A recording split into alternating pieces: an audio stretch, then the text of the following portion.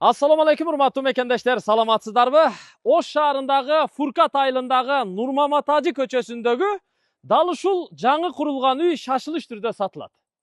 Жалпы жер аянты 5 сотук, айланасы бүт бийик песка блок менен тосулган, дарбазасы гараждын дарбазасы дагы секционный коюлган. Бул Ошалай трассасынан ичкериге болгону 400-500 метрдей ичкери кирет.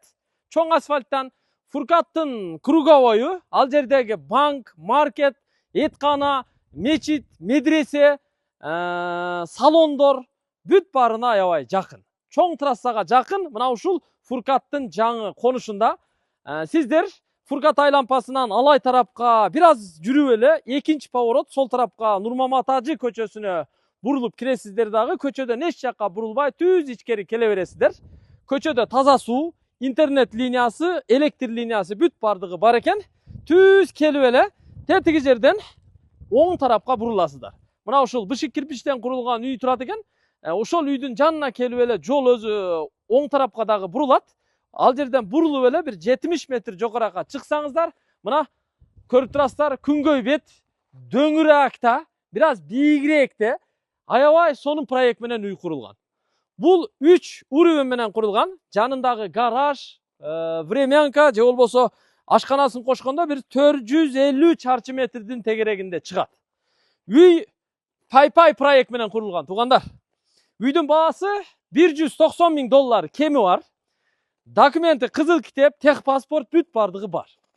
Эгер жакса, ээси менен сүйлөшөсүздөр, келишесиздер, ээси өзү шаарда эле жүрөт. Өзүм үй бүлөм менен жашайм деген жакшы бир ниет менен үйдү курган экен. Эми бизнес баштап атыптыр үйдүн ээси.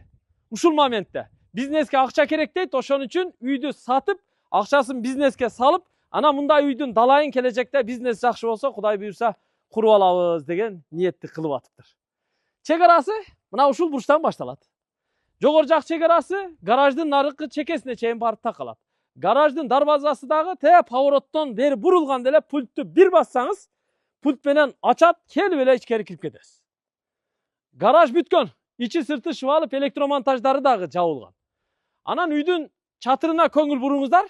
Жакындатып көрсөтө турган болсок, мына антрацит цветтеги металлы черепица менен, 5тик калыңдыктагы металлы черепица менен жабылыптыр. Кар тормуздары, өстүрмөлөрү, суу түтүктөрү бардыгы кагылган. Дагы бир жагдайды айтып коеюн сиздерге. Өзү бул үйдүн жери 5 сотук. Короом кеңирирээк болсун. Жанында бак болсун десеңиздер, жанындагы бош жер дагы сатылат. Муну дагы бир көрүп коюңуздар мына. Бул жер, туугандар, кошуп алабыз десеңиздер, бул жер дагы ушул эле үйдүн ээсине карайт экен. Бул жер дагы узуну канча? Бир 30 метр чыгат экен узундугучу. Туурасы бир канча точно билбейм, бир 15 метрдин тегерегинде. Ушул жер ортодогу пустой турат экен. Ушул жер дагы сатылат. Бул өзүнчө баада, жана $190 000 кошулбайт. Эми муну канчага берет билбейм. Келишип сүйлөшүп алып, анан ортодо дубалды бузуп салсаңыздар, корооңуздар аябай кенен, чоң бак болуп калат. Жүрүңүздөр анда. Эгер даяр болсоңуздар, мен кирип азыр сиздерди үйгө таныштырып чыгайын, үйгө киргизип. Кана, бисмилла, баштадык. Мына дарбазасын көрүп турасыздар, чоң дарбаза койгон. Оң жагында калиткасы бар. Гараждын дарбазасы өзүнчө. Мына кирип келдик. Үй өзү курулган боюнча турат. 2021 жылы куруп бүткөн экен үйдү. Андан бери бүтпөй эле турат экен да. Бул жер киргенде навес. Бул жака тапчан койсо болот, Үстүнө да 2 окошко коюптур. Таза сууларды бул жакта мына кранттан сууну чыгарып коюптур. Мына бул куюлган бетонго чейин бир аз бийигирээк көтөрүлүп, туугандар, ушул жерге чейин навес жабылат, нар жагы ачык болот экен. Бул жагы болсо мына эшиктен киргенде гараж, бир эшик, 2 терезеси бар, наркы дарбазасын кошпогондо. Ал эми ортодогу бул чакан эшиктен киргенде бул жагы ашкана. Киргенде эле оң жакта бир рабочий кабинет, санузел, нар жагы кухня болот. Үйдүн узун туурасы оңго 12. Бир кабат эле 120 чарчы метр чыгат экен. Алды эркер болуп чыгарылган. Ал эми сол тарабында, бул жагында да дубал менен аралыкта 2 метрдей жолу, аркасында бир 4 метрдей жери бар экен. Ал жака дагы өтүп көрсөтөбүз.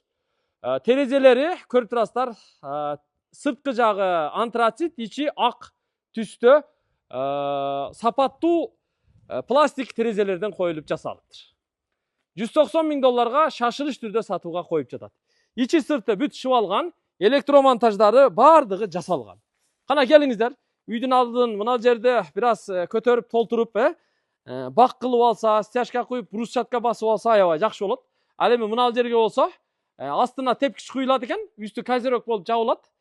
Негизги чоң эшикти российский Зор фирманын эшигин алып келип коюп коюптур. Кана бисмилла деп кирели дагы, үйдү бир тааныштырып чыгайлычы. Так, киргенде бул жер прихожка болот. Экинчи эшик болот. Экинчи эшикти ачып киргенде эле мына оң жакта тепкич бар.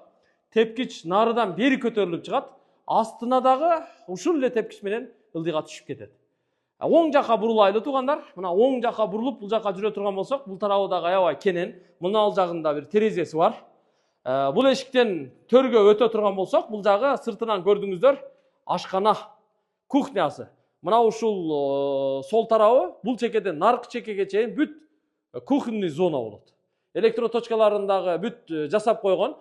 Канализация, водоканал турбалары монтаж кылган. Бул жагы ТВ зона. Аябай кенен, туурасы 4 метр, узундугу 6 метр, 24 чарчы метр чыгат. 2 терезелүү. Терезелер дагы аябай мощный терезелерди койгон туугандар. Мына көрдүңүздөр. Чырк-чырк ачылып жабылат. Подоконниктери дагы кенен подоконниктерди койгон. Полуна стяжка куюлган. Бүт электромонтаждары GoPro'лор салынып, GoPro'го салынып анан электромонтаж жасалган. Жыгаштары дагы жакшы жыгаштар, ылайлары баскан. Ал эми кухнянын төрүндөгү эшиктен бияка өтсөк чакан коридор бар. Сырттан кирсе да болот. Андан түз киргенде бул жагы ушул жактагы санузели. Ал эми бул жака кире турган болсок, бул рабочий кабинет. Жумуш бөлмөсү болуп калат туугандар. Мына жумуш бөлмөсү төрүндө болсо, мына көрүп турасыздар, дубалдын ичине сейф дагы жасап коюптур. Аябай сонун болуптур. Чыныгы жумуш кабинети. Көрдүңүздөр? Мунун эшиги дагы бул жагында да. Бу жактан да кирип чыга берет. Үйдүн ичи кухня жактан дагы кирип чыкса боло берет. Андан кийин биз биринчи кабаттагы калган бөлмөлөрдү чекеден көрсөтөлү. Мына сырттан киргенде, сол тараптагы чоң эшиктен киргенде бул эң чоң бөлмөсү залы. Туурасы 3,5 метр, узундугу 6,5 метр. Төрү эркер, 3 терезе чыгарылган. Терезелер дагы бардыгы чоң терезелер коюлган. Бул жагында бир терезеси бар. Узун туурасы 3,5 6,5. Вытяжкалары коюлган, электромонтаждары жасалган, ТВ зонага антенналары келтирилген. Полуна стяжка куюлган. Шыбагы дагы жакшы шыбалыптыр. Шпатлевка тартканга, отделкага дап даяр экен да. Андан кийин төргө сол жака киребиз. Мында болсо көрүп турасыздар, спальный. Биринчи кабаттагы спальный. Улгайган ата-энелер келсе, ушул бөлмөгө киргизип койсо болот, Бул жагы ТВ зона болот. Бул бөлмөнүн узун туурасы 3,5 3 размеринде.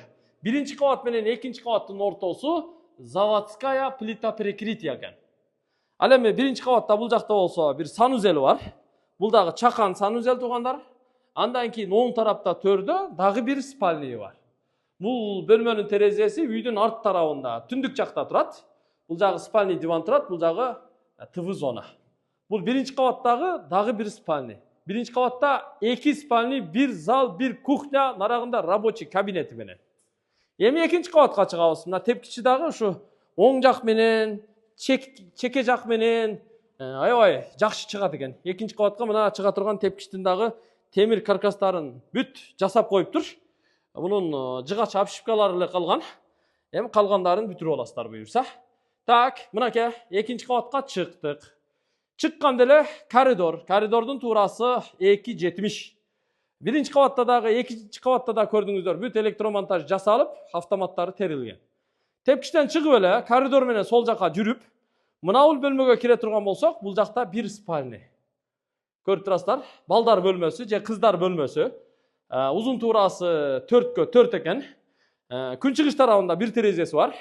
Ушул бөлмөнүн эле төрүндөгү эшиктен туугандар мына нарактагы гараждын, времянканын, очоккананын, жанагы ашкананын, рабочий кабинеттин үстү чердак.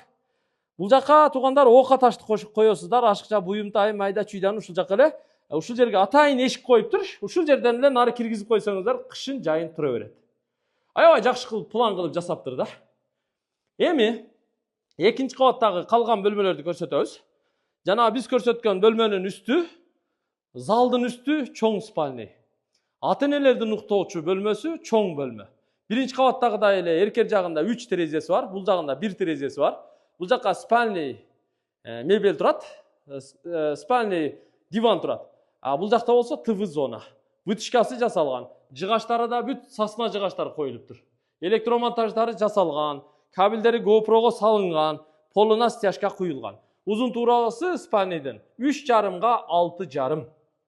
Ал эми ушул эле катарда астындагы эле спальныйдын үстү 3,5 3, бул дагы бир спальный. Балдар бөлмөсү же кыздар бөлмөсү. Ал эми биринчи кабаттагы санузелдин үстүндө дагы бир санузел, анын оң жагында биринчи кабаттагы спальныйдын үстүндө дагы бир эле ошондой спальный. Бул жагы мына жатак диван болот, бул жагы ТВ зона болот.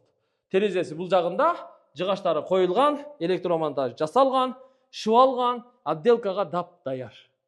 Көрдүңүздөр, Эми подвалга түшөбүз. Бул үй өзү 3 уровень менен курулган. Бир кабат эле өзү 120 чарчы метр чыгат. 3 кабаты 360 чарчы метр. Ал эми мына жагын кошо турган болсок, анда бул жагы өзү 20га 5 100 чарчы метр экен. Ошондо жалпы 450 чарчы метр чыгып калат. Жүрүңүздөр, ылдыйга түшөбүз. Мына подвалга түшүп келатабыз. Бул жака түшө турган тепкичтин дагы темир каркастары жасалган. Үйдүн асты бүт подвал. Мынакей. Бетонун дагы аябай бекем курган.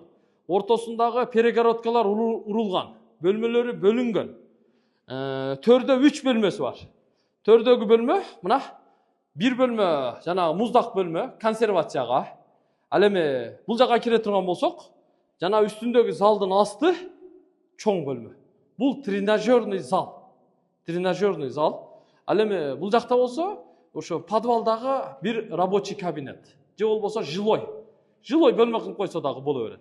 Ал эми мына тепкичтен түшкөндө мына жерге бильярд столу турат экен. Бильярд столу. Ушул жерге аябай жакшы болот экен. Ал эми тепкичтин асты менен мына жака жүрө турган болсок туугандар, ушул коридор менен түз эле бара беребиз. Бул жака келгенде төрдө мына эшик турат. Көрдүңүздөр? Ушул эшик менен үйдүн артына кайра картып чыгып кетсе болот. А бул жакта болсо мына котельный. Көмүр отунду арка жактан ушул эшик менен алып киресиздер, ушул жерде жагасыздар, печканы иштетесиздер, отопление иштейт, үй жылыйт, ысыйт. Бул астыңкы кабат болду. Көрүп алдыңыздар. Жаккан болсо экрандагы номерларга чалып, байланышып сүйлөшө бересиздер. Үйдүн баасы $190 000 кеми бар. Жанындагы жерди дагы өзүнчө сатат, кошуп ала турган болсоңуздар, аны дагы бир $30-40 000 сүйлөшүп келишип алсаңыздар, аябай жакшы болот. Зор болот да. Жакшылап сүйлөшүп бир канча бир $200 000, $220 000 тегерегинде жанындагы жери менен үйесинен алып алсаңыздар, жыргайсыздар да. Мына дуалды бузуп саласыздар. Нар жагы жерди кошуп аласыздар. Үйдүн алды аябай кенен, чоң, бак болуп калат да. Зор болот да, машалла. Так, артын өтөйлө.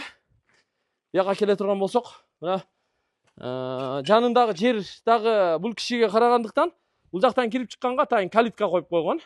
Ал эми үйдүн артында дагы 4-5 метрлик жери бар.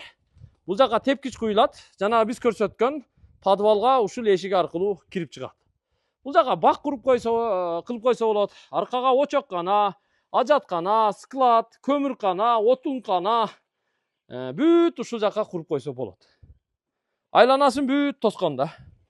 Фуркат айылы азыр Фуркаттагы эң жакшы жер эле ушул жер болуп калды өзүчө. Бүт 5 кошкон эл. Ар ким ар жактан келип ушул жерде үйлөрдү, жерлерди сатып алып жашап атат да. Мына бул эшиктен рабочий кабинетке кирип чыкканга да жакшы. Анча-мынча чогуу иштегендер, бизнесмен болсоңуз, колуңузда иштегендер келип калса, бул жактан кызматкерлерди ушул жактан эле кабинетке алып кирип, кабинетте кабыл алып кайра жөнөтө берсеңиз, узата берсеңиз болот да. Ошол жагы аябай жакшы. Мен анда жыйынтыктаймын. Туугандар, Фуркат айылы, Нурмамат Ажы көчөсү. Жакса сүйлөшүңүздөр, келишиңиздер. Мына гаражды көрүп коюңуздар. Секционный дарбаза койгон, пультовой.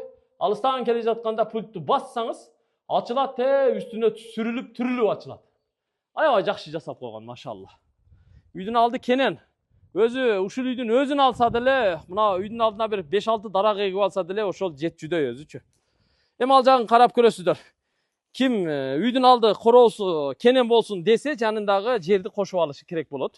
Аны өзүнчө келишип, өзүнчө сүйлөшөсүздөр. Мына кошуналардын үйлөрү бул жол менен дагы бул жака 30 метр басса, тетиги дарак тып турат. Анын ар жагы эгин тала поля. Ошол тыптын астынан жогорудан ылдыйга арыктан суу өткөн. Ошол сууну деле бер жака кааласаңыздар байлап алсаңыздар болот. Бул жагы эми калган кошуналардын үйлөрү. Жол өзү ушул жерге келип токтойт. Ашыкча унаа деле кирбейт экен, ашыкча адам деле кирбечүдөй. Жыйынтыктайбыз, аманчылыкта көрүшөлү. Бул жердин инфраструктурасы эми Фуркат айлампасынын жанында билесиздер, курулуш материалдарын саткан маркеттер, семент саткан жер бар, кафелер бар, ал жакта ресторандар бар, мечит, медресе, банк, аптека, кийим саткан магазин, эткана, салондор, бүт баары бар. Транспорттон маселе болбойт, трассага чыга коесуздар, көп болсо 400-500 метр. Ылдый түшүп эле тетиги жерден бери буруласыздар, жетип келесиздер. Ушул үй сиздерге насип кылсын. 190 кеми бар, тез арада сүйлөшүңүздөр. Ассаламу алейкум.